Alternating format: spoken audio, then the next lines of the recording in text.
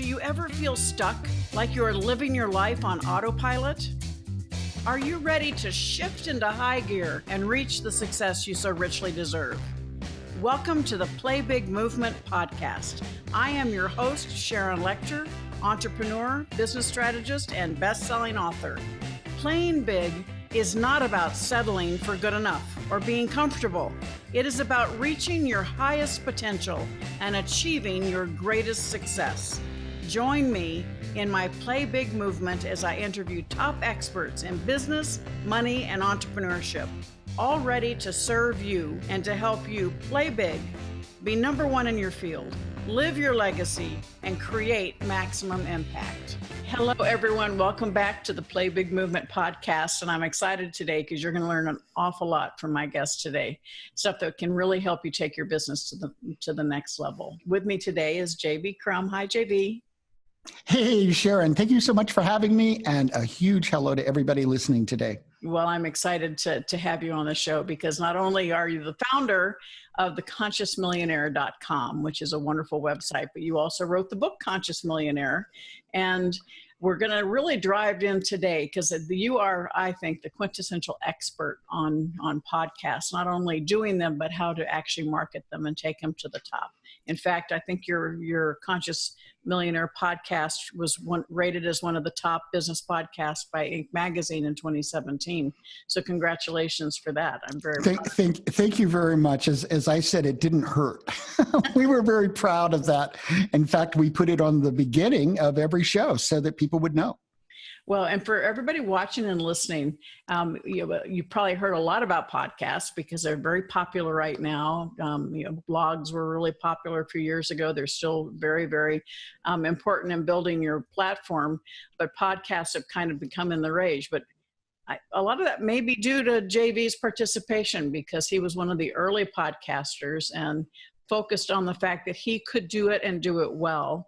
And so we talk about play big, being number one in your field, living your legacy, and creating maximum impact. He's come full circle and now helps teach people how to use podcasts to continue building their businesses and take it to the next section, so to the next level in their success. So JV, take us back in time to Sure. when you said, podcasts. I think I'm going to give it a shot. Give us a little history on your background. So I'll give you the background. Actually, I didn't realize until about a year in it that I had played with podcasts, back in maybe 2008, 2009. And I had a little podcast that was 5 minutes. And of course, nobody heard it because back then there was you were on iTunes, but nobody even knew what a podcast was. So, I did that for about a half a year. And then in 2013, I was at a conference that no longer exists called New Media Expo. And it was in New York. It was coinciding with the book expo because my book was about to come out. So I believe that was June of 2013.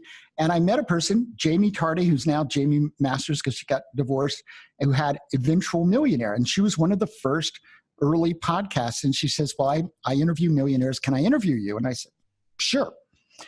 And we did the interview. And then I was in Phoenix, actually at another conference. And she sent me an email, your interview came out, and I had all these calls, and within 3 days booked $23,000 of coaching clients. And I fired my speaking coach and said, well, I don't think I want to travel the country. This seems like a better idea. But I initially just wanted to get myself on a lot of podcasts because I could see the power. When all of a sudden I was getting all these calls. I was not something I expected at all. So then New Media Expo had its West Coast version the first week of January 2014. And I showed up with a bunch of books, as you know, pre-pub, because I had figured out my strategy was I was going to give out a book and ask to be on a show. And so I went there to get myself booked on shows. Still no inkling when I walked in the door I was going to do a podcast. But then I looked at the show outline, and it was a lot of breakout sessions. I think there were 10.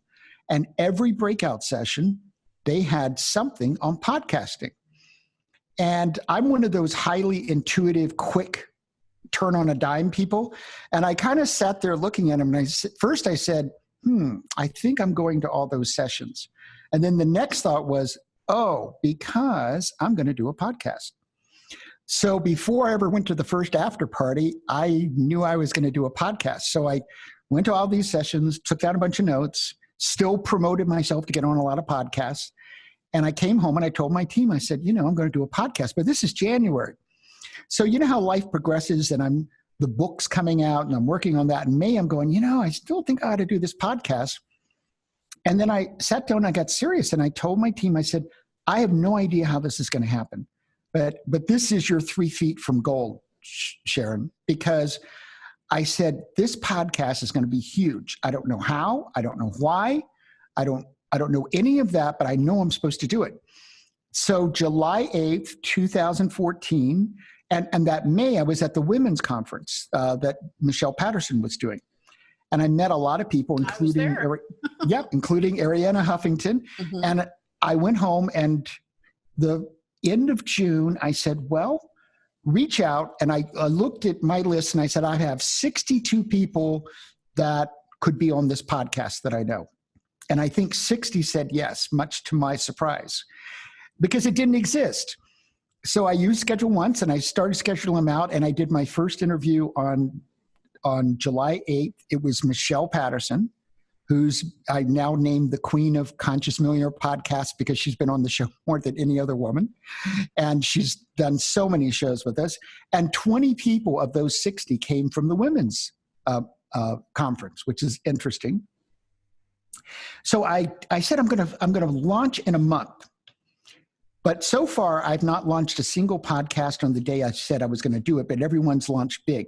And we got about a week from it, and I told my team, I said, we are not ready.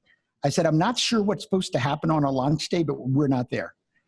So I postponed it and ultimately launched on September 16th. But by then, I had 60 interviews, which was not the original plan, right? The original plan is I'd launch maybe 2 days a week. And so about 2 or 3 weeks before then, I said, I'm going to have a lot of unhappy people if they're waiting 6 months to come out. So I'm going to launch 5 days a week, which was pretty brazen considering I'd never done anything like this. And it hit. We had 30,000 downloads the first month. We had 150 the third month, and kind of the rest is history. And for the first 2 years, we were recording 6 months ahead on a 5-day-a-week show. Now it's 7 days, and I'm already back to 5 months ahead. And it's got high demand. It's done more. So the book came out and became 34 categories, was number one on Amazon. It was the number one book on Amazon. But it's interesting. The book hasn't had the same legs, but it's because I got so in the book, is a huge credibility piece, but I got so enthralled with the microphone. The third week I was recording, and I started off it was kind of aggressive. I did 3 shows the first day. Never did this before, but I allowed an hour in between. And the third week, I think I did 4 or 5 shows in my recording day. And when I finished, I remember I sat back in my chair and I said, oh my God, I just had my Oprah moment. Now, a lot of times the universe, as I put it, communicates with me. It might be in a sentence I write. It might be in something that I just kind of blurt out of my mouth and I have no idea. And I said, what does that mean? I just sat there for a minute. Well, the first thing obviously came to mind was I said, well, Oprah seems to have made billions of dollars from just talking to people. And then I realized, well, that was the surface. There was something else. And I said, you just found your calling. Now, I thought my whole calling was Conscious Millionaire. But I said, and that afternoon, I coined, as an attorney would, the phrase Conscious Millionaire Media. And I said, someday you're selling Conscious Millionaire Media as a separate business. You're going to spin it off. And that was kind of the beginning, because I realized I was on to something and that the microphone was where I belonged. So I want to just jump in here, because all of our listeners and viewers, I mean, the nuggets that you've just given us, JV, we've talked about, you go into a new business with a vision of what it's supposed to be, but sometimes you have to say, whoa, that maybe this is more than even what I envisioned, and then think about how you can leverage it and create other streams of income. And for you, the book was kind of probably foremost in your mind, and the podcast was a way to talk and, elevate the book, but the podcast became its own living being for you. And, that time period from when you went to this event on the West Coast and you said, I'm going to do a podcast, to where you were literally in your first month having thousands. There was a lot of work and effort and energy you put into this. And so share a little bit about how you've taken your experiences, both what worked and what didn't work, and now you've created a system, and you've got 6 different shows now, right? Right. And they're all interrelated. They're all about high performance. They all in some way relate to coaches, consultants, and business owners, because that's the world I live in. The first year, I'm a numbers guy. I'm trained as a tax attorney, kind of like you're a CPA. I'm not joking. I got up in the night, like every hour. And I'd go to Libsyn and I'd look at my numbers. And I knew my numbers so well that I could, any time of the day, I could look at the numbers and I'd know if something was wrong, if everything was working correctly, because I knew the patterns so well, right? And it took me a year to really, every week or two, I'd go, okay, I'm going to change the marketing again. And I would test and test and test and test and learn, try different ways of writing tweets so that they would engage people and get interest. It took a year just to get the foundation, because hardly anybody out there was doing it in the way that I was. And I think the difference, and so the people I work with now, helping them with their podcast, the requirement is you've got to want to make an impact with your podcast. And I really started from the realization, if I were doing it all over again, and which I have multiple times, now I look at it differently. But the first time around, I actually wasn't asking the money question the first year. I was asking only the impact question. How can I make a huge impact? How can I touch people's lives? How can I have the guests on? How can I ask the questions that will intrigue people? What will get people to come back? What do they really want? And I was really just focused on that for an entire year. How do I build this in a way that makes a difference? And that was my only question. When we talk about, the most successful businesses solve a problem or serve a need. And so you were looking at how you could basically make an impact by serving others. And that when you do that, when that's your focus and your focus is on service, the money will come. And so I applaud you for that. And then you also noticed, you evolved from not just sharing information through the podcast, but now you've got a tremendous business around helping others do their podcasts, because you learned how to do it. And so now you're helping others. Is that right? That is right. I've had so many people approach me, and I finally gave in, and I kept saying, no, I don't want to be in the podcast business. There are all these other people in the podcast business. And honestly, I decided I will work with people. And now I'm going, well, I'm already having people say, will you create a product about this? Will you do a group program? Because my one-on-one is working with successful coaches and consultants and thought leaders, business owners who really want to build a highly successful podcast. This isn't just like some hobby.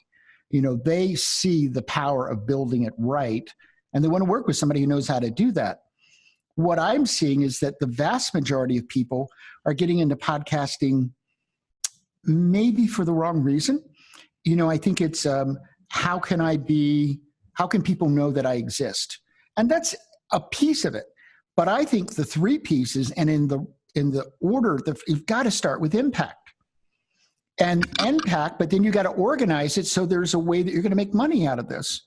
And then the third part is, well, is this going to help me with my personal brand? How do I do all 3 of those? But if you start with the money piece, I always think, or you start with a very high ego, this will make me famous, I think you're headed down the wrong track. And I don't think it's going to be nearly as successful for you as it could be. And I want to go back through those 3 things. We're talking about number 1, the focus should be impact, getting your message. Yes, number 1, the focus should be impact. But at Conscious Millionaire is impact money. That's really literally what it means. So I always, work with my clients going, okay, you've got to clearly define the difference between impact that really belongs in a nonprofit, and that's a good thing, but you need to say that belongs in a nonprofit, because it's not a money maker.